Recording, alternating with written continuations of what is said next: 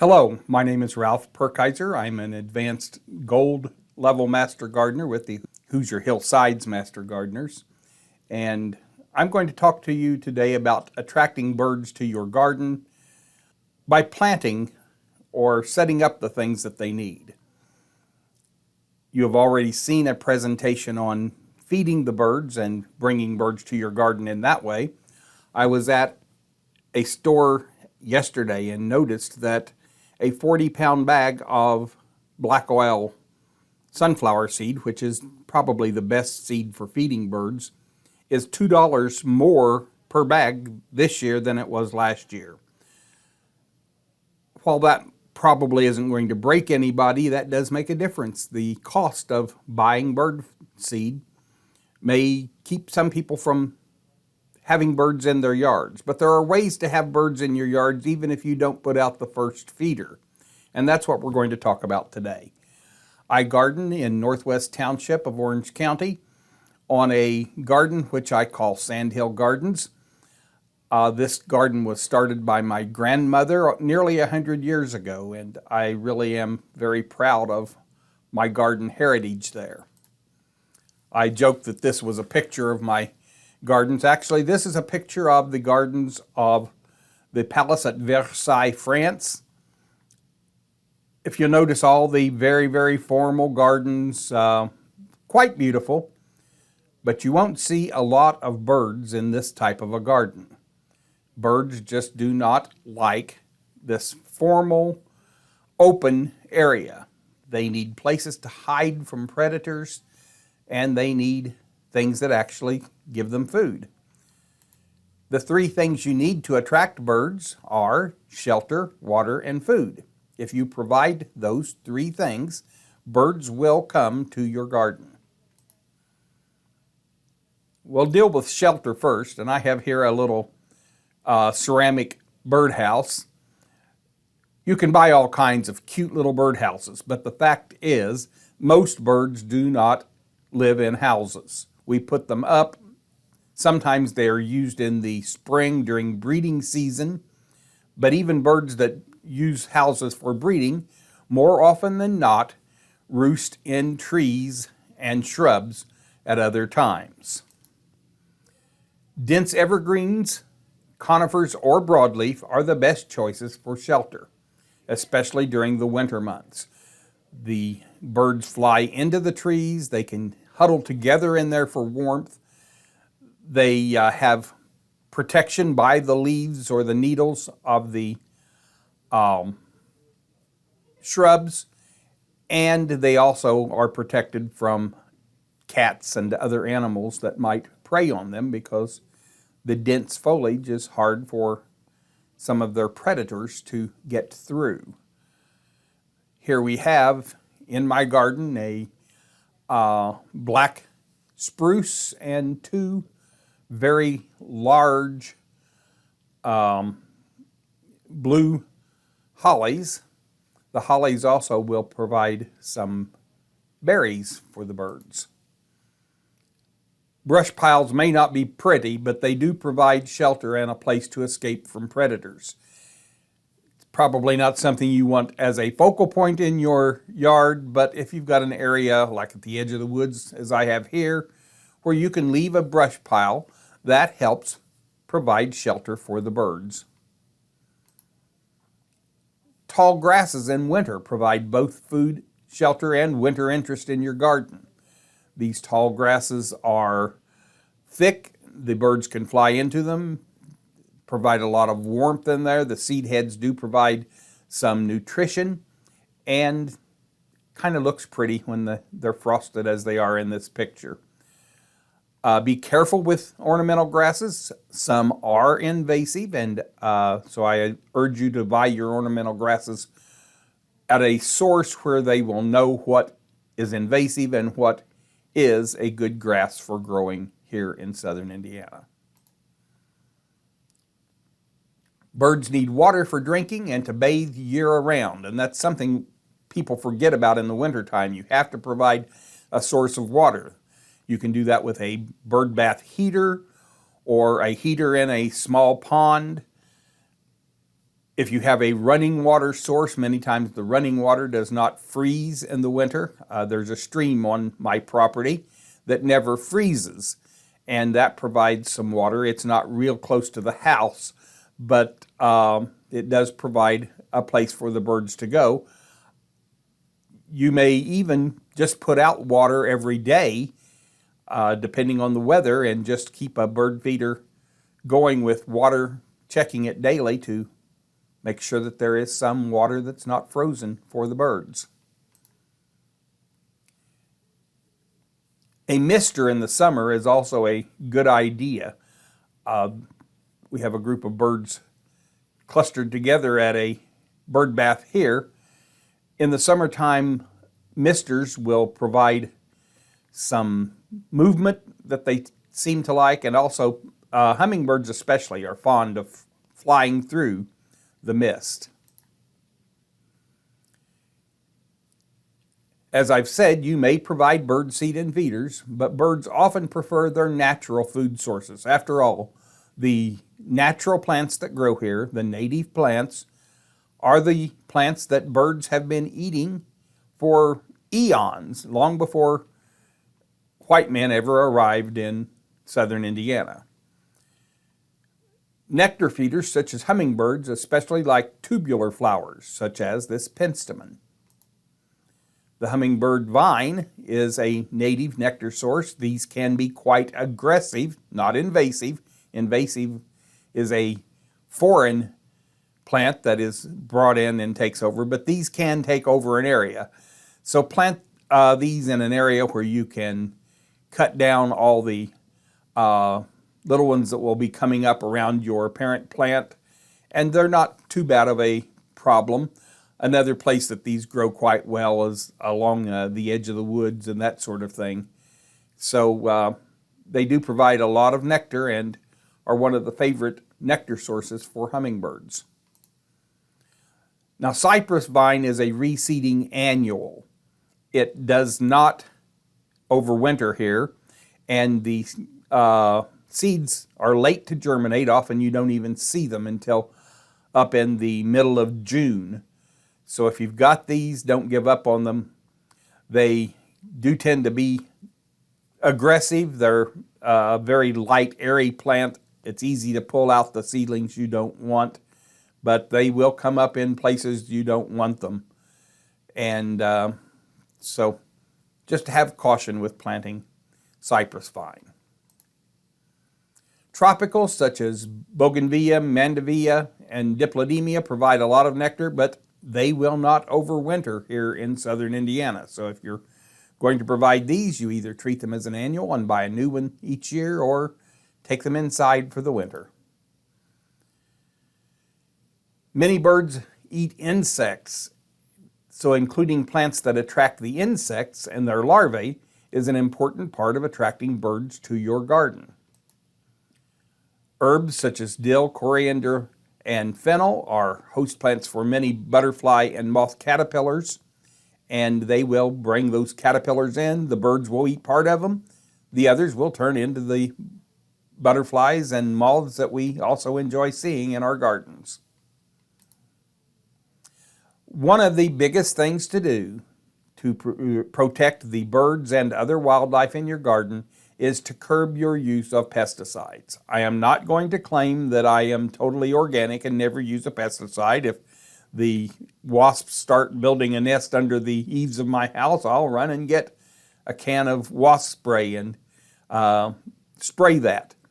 But use pesticides judiciously and only when you really, really have a bad infestation. To spray at the first sign of a bug is just killing your garden's ecosystem. And if a bird eats insects that have been sprayed with a pesticide, that goes into the bird system and on up the food chain, as it would be. So curb your use of pesticides of all types. The main diet for many birds is seeds and berries.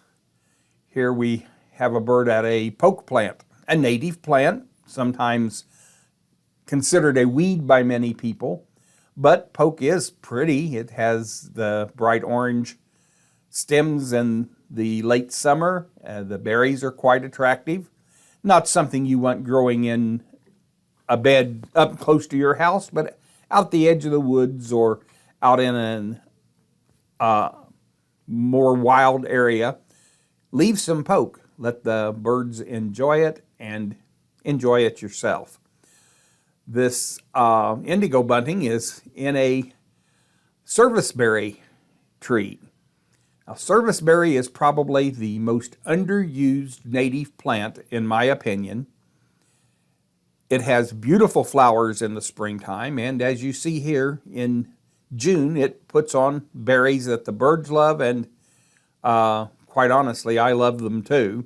Sometimes it's a bit of a problem to ever get very many of them because the birds will take them as soon as they get ripe.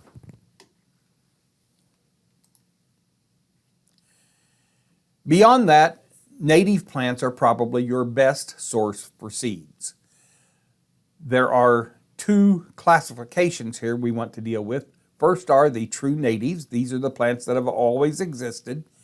Here I have coneflowers, which is my favorite flower and in my opinion should be the state flower of Indiana since it's native and provides a lot of interest all summer.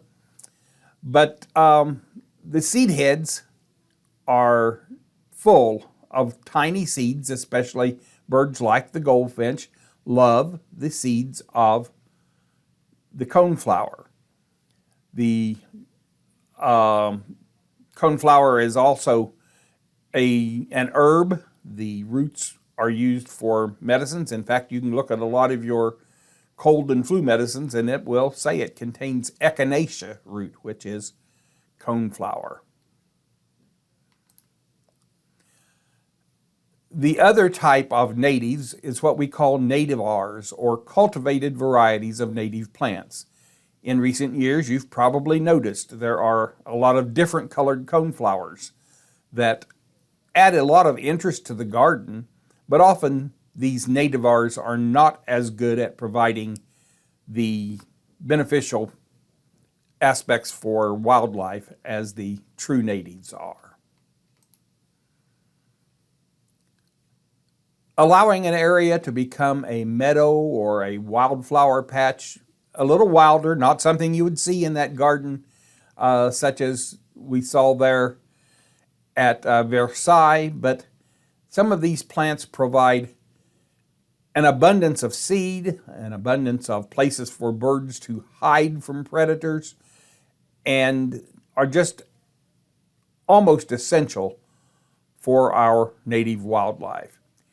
The first picture here, we have some tall asters, some solidago, and other plants growing in just in a wild area, which I refer to as the meadow. We have rudbeckia, which is black-eyed Susans. We have daisies, and we have asters. And all of these plants provide good seeds. Leave the seed heads standing after the plants have finished flowering, and the birds will enjoy them for much of the winter. Bramble and small bushes also provide a lot of berries. The blueberry is an example that provides berries during the summer. There have been some problems with some of the traditional ornamental shrub plants in recent years, and a lot of people have taken to planting blueberries as ornamental plants in their gardens. The berries are an extra that you get, and whether you want to pick them and to eat them, or if you want to just leave them for the birds. Black raspberries here, another native. If you're in the country, you probably have them coming up at least around the edges of your property. Same way with blackberries.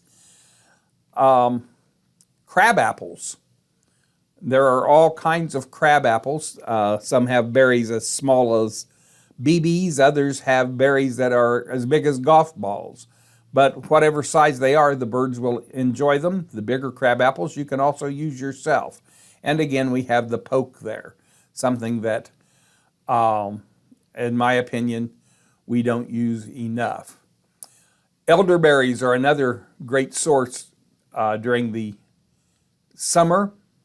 They provide a lot of berries, and here we have a cedar waxwing enjoying some berries from, I'm not even sure what that plant is right now. The calicarpa, or the beautyberry, this is actually a cultivated variety here, but the birds do eat those berries. One of my favorites is the blue muffin viburnum, which has these bright blueberries, again in late summer, and of course hollies. Holly berries have a wax coating, and that's the reason that they hang around during the winter.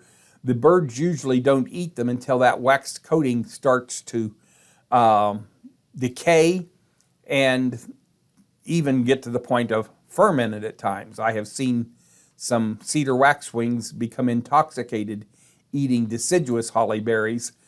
This is a deciduous holly in the snow there in this slide, and those berries are abundant. It is a native plant. It is quite beautiful during the winter, and it's something that is really almost an essential plant to attract a lot of birds to your property. Other good sources are dogwoods.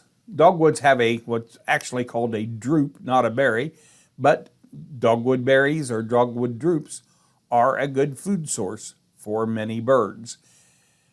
And another wild plant or native plant that is sometimes overlooked and sometimes even disliked by gardeners is the native spice bush.